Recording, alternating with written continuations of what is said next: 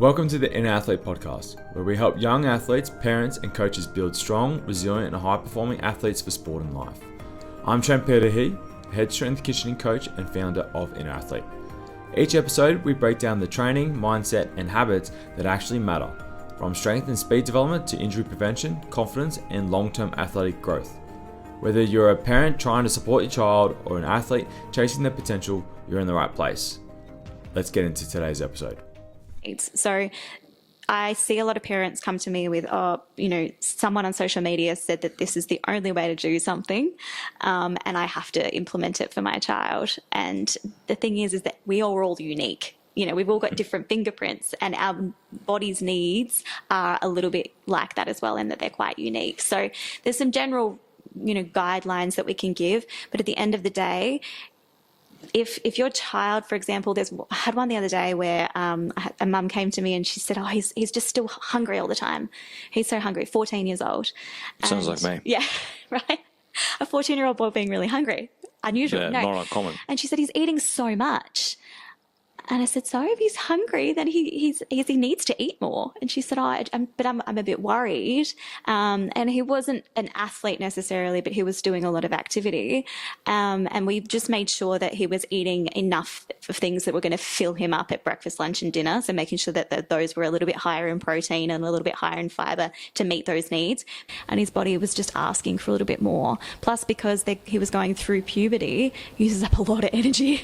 And plus the brain, you got to study at school. Exactly. You have this organ the size of two fists, it takes up 20% of all calories you consume. I'm like, I don't know what you expect. Yeah. So, and I think kids especially are pretty good at listening to their bodies. And so we can hear something about, kids need this many calories, this much protein, this much fat, whatever.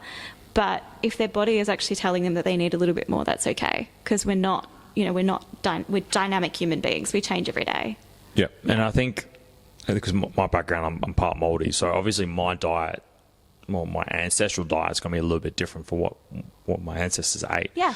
Compared to, and my mum's Anglo, and was different to what? Yeah. They're completely different as well. So obviously your background can actually start to influence a little bit more of what you're likely to consume or what you'd be more receptive to as well. But also what we can just access here locally. Some people can get a little caught up in trying to find the latest Whole Foods, for example, or the superfoods as we call them, or this supplement that I've seen on Instagram, and you don't need all of that.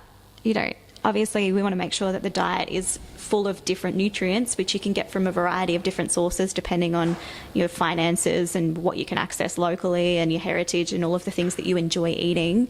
And then if for whatever reason you can't get some of those extra nutrients in, and that's where we run those blood tests and see where we might need to supplement around those things, rather than just going for a random Instagram supplement or a random multivitamin that might not be necessary. Now, where do you see the industry going from your perspective, from the nutrition side, working with kids and teens moving forward?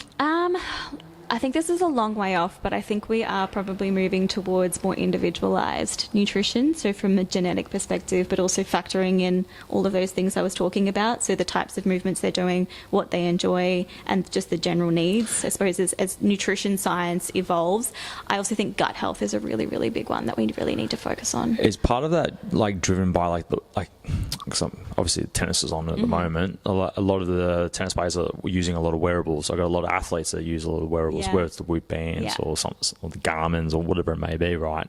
Do you reckon that's going to start to influence more that individualization? I think so. And I think also too, the influence of AI kind of coming in a little bit as well. Please don't just randomly ask ChatGPT for a personalised nutrition plan as well. It's something I see quite a lot. It is not necessarily giving very good advice, especially when it comes to kind of the total amount of calories somebody might need.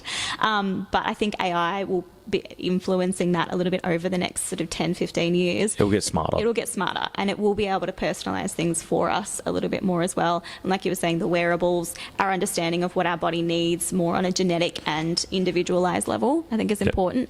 But that can get quite complicated for parents because they think, what does my child actually need? And how much am I actually supporting their individualised needs? And that's where we want to make sure that we've just got those general basic foundations covered.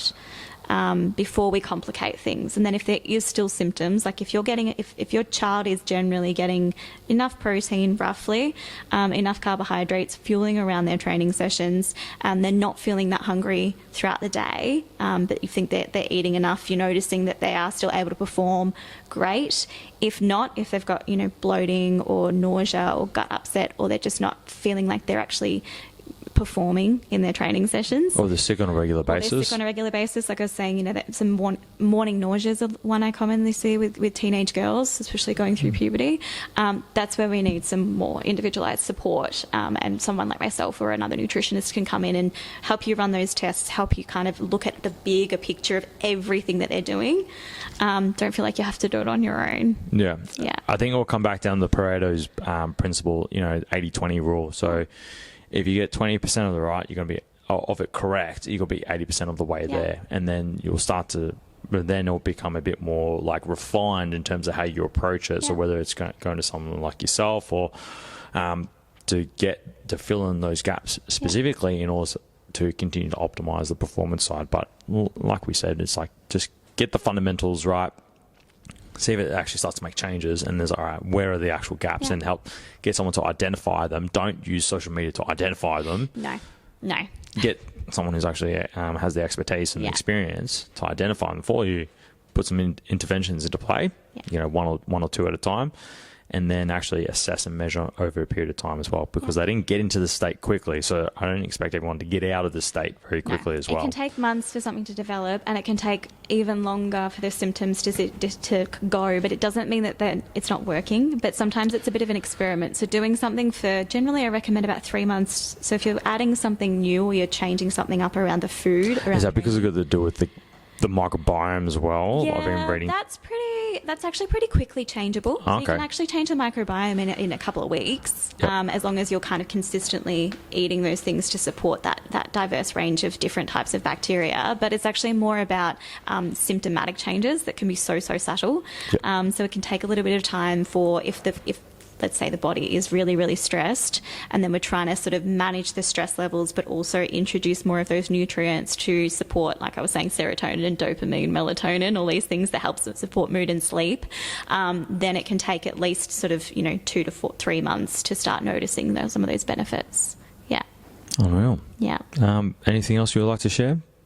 No, just if anyone would like some support, they can reach out to me. I offer a free intro chat. So you can reach me at lsnutrition.com.au. We'll put that in the show notes. And I also do run microbiome testing as well. So it's not something I commonly run, but if there's a lot going on, a lot of gut issues, a lot of that nausea, bloating, runner's gut is another one I see commonly, where they might be getting a little bit of an upset gut during their running or training sessions. And just get cleared out. Yeah. That's quite a common one. So we can do a little bit more investigation and see what's going on there too. Cool. Yeah. Thanks for coming down. Really appreciate it. Thank I think I picked up a lot of things from today's podcast. But if you like this podcast, please like, share, subscribe. We'll put the show note, Laura's contact details in the show notes as well. But I'll see you on the next one. You have just listened to the Inner Athlete podcast. Be sure to subscribe to stay up to date with the release of weekly episodes. Be sure to follow us on Facebook and Instagram to get great tips on all things youth athlete development and youth mentoring.